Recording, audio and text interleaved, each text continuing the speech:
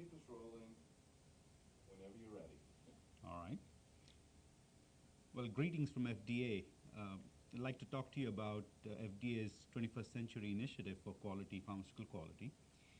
I'd like to sort of share with you there's some background information about why did we start this initiative, how did we approach this, what did we accomplish, and where are we planning to go. From a background perspective, the initiative started with the PAT initiative, or Process Analytical Technology Initiative, and the concepts had essentially been introduced at FDA through a AOAC conference, and Tom Layloff and his group in our St. Louis lab had introduced these concepts in 1993. However, at that time, there was not a buy-in from our FDA reviewers on the concept, and the focus of that conference was primarily on using new tools and technologies such as near-infrared spectroscopy for quality assessment of dosage forms. When I joined the agency in 95, Tom Layloff and myself, Tom Layloff is an analytical chemist, and I'm a pharmacist by training.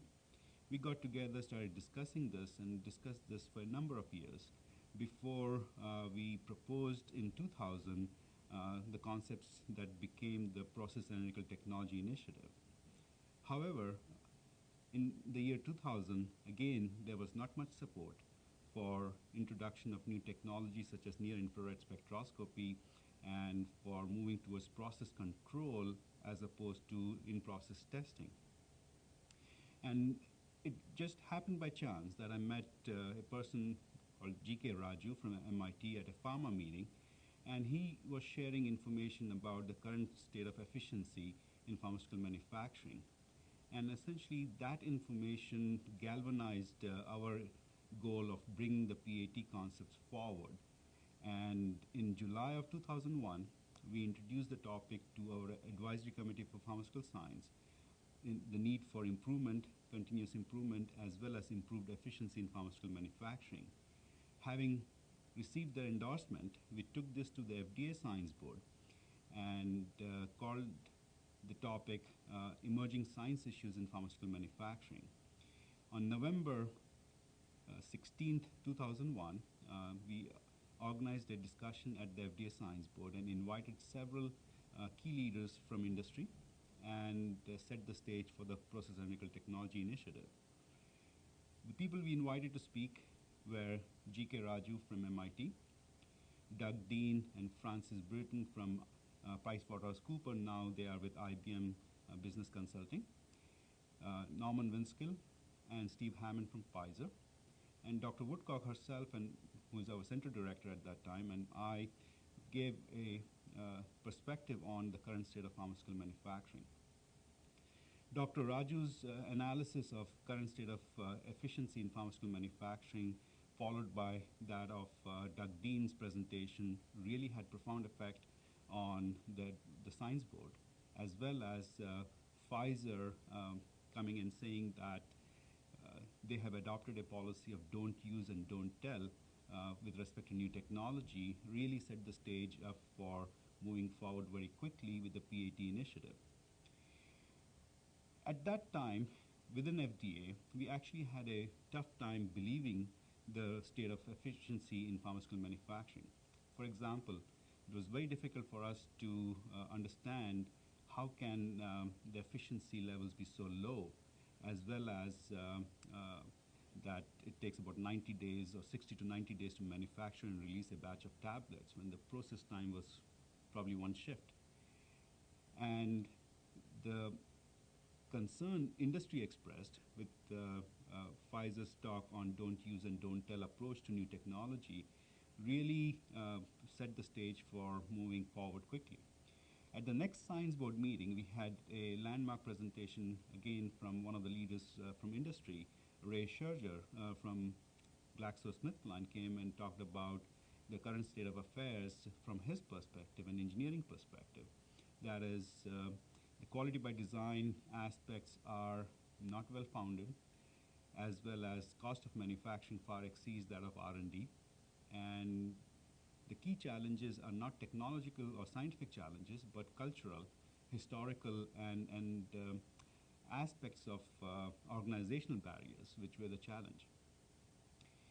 Following these discussions, we established a PAT subcommittee, invited a number of individuals from industry, academia, to work with us on defining the problem. And clearly, when we started this initiative, the goal was to keep improving manufacturing efficiency, reduce cost, and also to address many challenges FDA was facing with respect to its own resources, especially when a number of major companies have a warning letter, many are under consent decree, and the devastating effect of consent decree on a company needed to be avoided. So that was the reason we started. But then after September 11th, and furthermore, the cost of affordability of drugs in America became a major issue and major topic for debate. And these additional reasons clearly propelled us to move more quickly with the PAT initiative. And we also realized the PAT initiative is only a microcosm. The entire GMPs have to be addressed. And therefore, the PAT initiative led to the CGMP initiatives a year later. Now, the key challenge was how do we approach this problem, because the problem is not well understood within industry, within FDA, and within academia. For example, simply the fact that the efficiency levels of pharmaceutical manufacturing is so low. For example, Doug Dean's analysis essentially suggested the efficiency levels of 15%. In other numbers you have seen, the efficiency levels are not higher than 30%. How could that be? I personally took some of this information and visited a number of companies. I was very fortunate. The first company I made my presentation at, I had in the audience a senior vice president for manufacturing, because at the end of my presentation, I was quickly challenged by, say, the vice president for R&D or the regulatory affairs, saying that these numbers don't make sense. You don't know what you're talking about. And all I had to do was to step back and let the vice president for manufacturing answer those questions. And often the answer came back, well, those numbers actually look good, things could be worse. And so it was very apparent that within the agency and within the companies, people did not understand the implications and the reality of the poor state of pharmaceutical manufacturing efficiency. So we had to define the problem very carefully. And regulatory uncertainty or fear of regulatory delays or fear of how regulators would use more information was clearly a stumbling block. At the same time, the cultural aspects, especially our industry tends to be circling around the compendial aspects or pharmacopoeial aspects of how do we do testing, which are primarily based on testing to document quality. And in the modern quality era, you have to think about quality by design.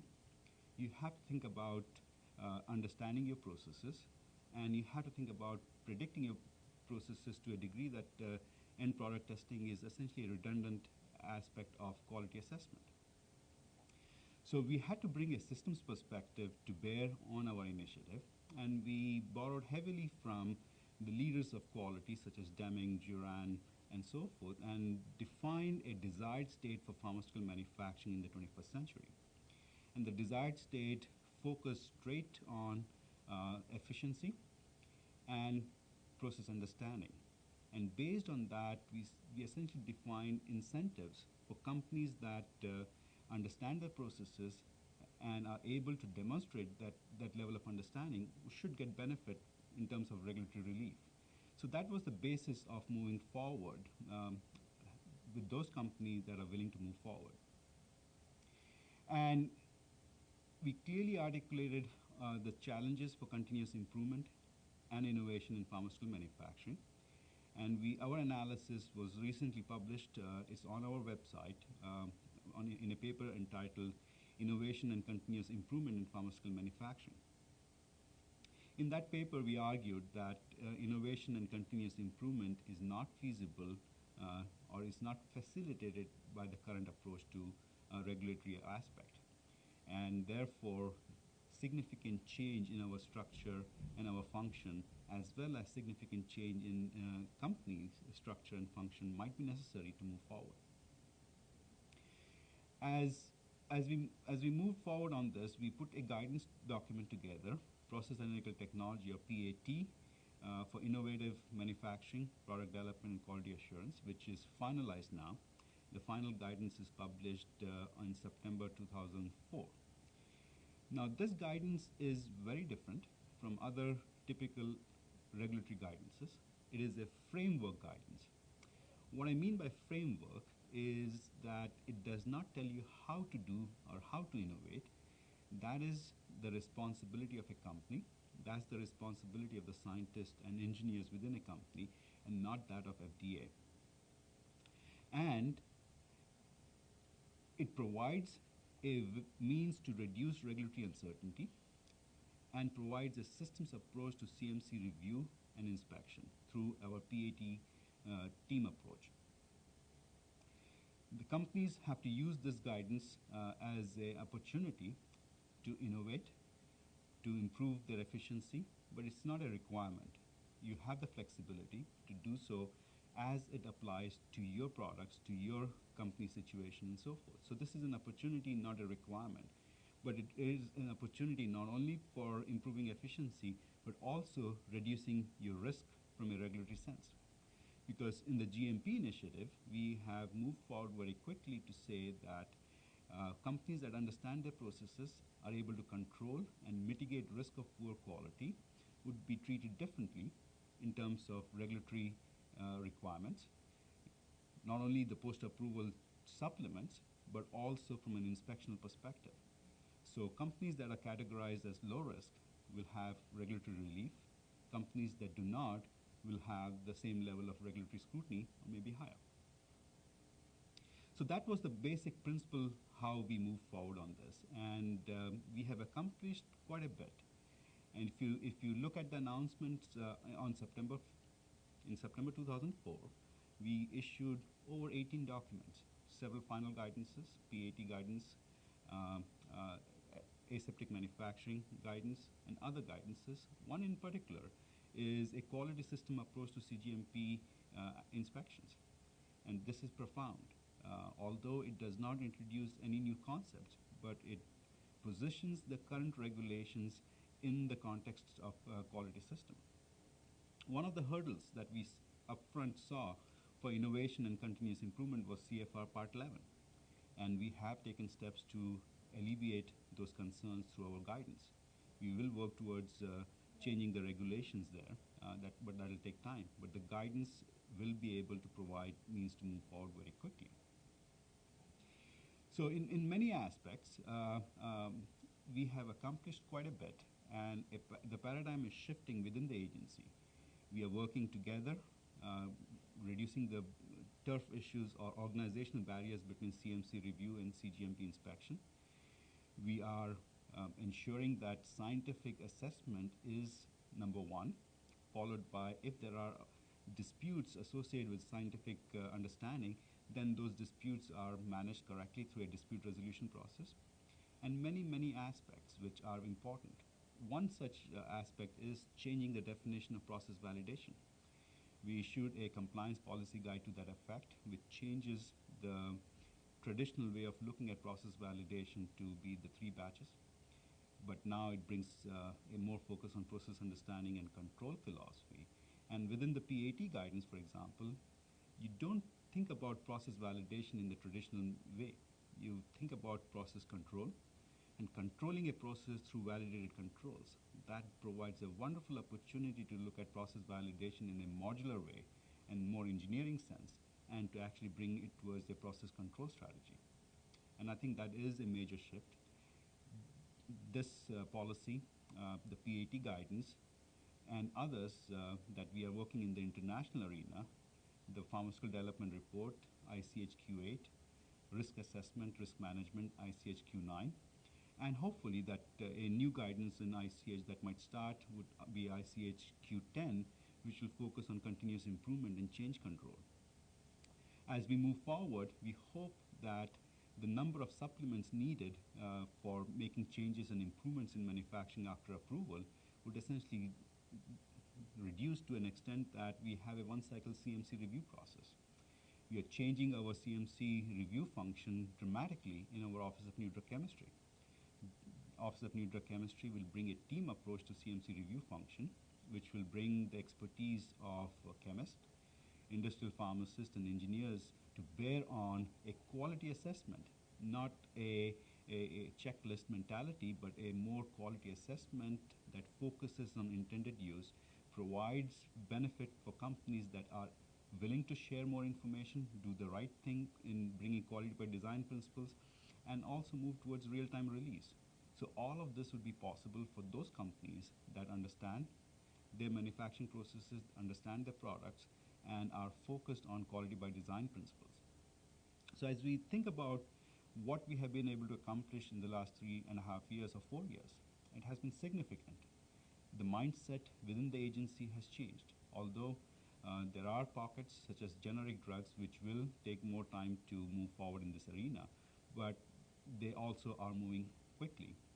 But I feel that at least 5 major pharma companies have moved very quickly in this direction, and we are getting wonderful proposals, comparability protocols for aspects of manufacturing which were alien to pharmaceutical manufacturing. For example, we have submissions, proposals now on continuous manufacturing. We have proposals and comparability protocols submitted on complete automated tablet manufacturing with real-time release, including real-time release for test methods such as dissolution. So I feel that a number of companies have moved forward very quickly. These companies will set the stage, will set the mark for rest of the companies that will follow. And these companies will become the leaders, and their risk status from an FDA perspective would go down, and this will add to their benefit not only from an economic perspective but also from a regulatory perspective. So in the future, as we move forward, you will see the principles that we outlined in the PAT guidance be a model for a number of other initiatives. The critical path initiative is the outgrowth of the 2 initiatives that we had, PAT and CGMP initiative. So you'll see the principles of systems approach or engineering systems approach being applied to all aspects of drug development, including clinical, through the critical path initiative. So in many ways, I think FDA is moving very quickly in this direction and bringing the entire industry to a modern quality systems thinking and quality by design thinking on all aspects of drug development, manufacturing, and so forth. With that, I'd like to thank you for listening to me.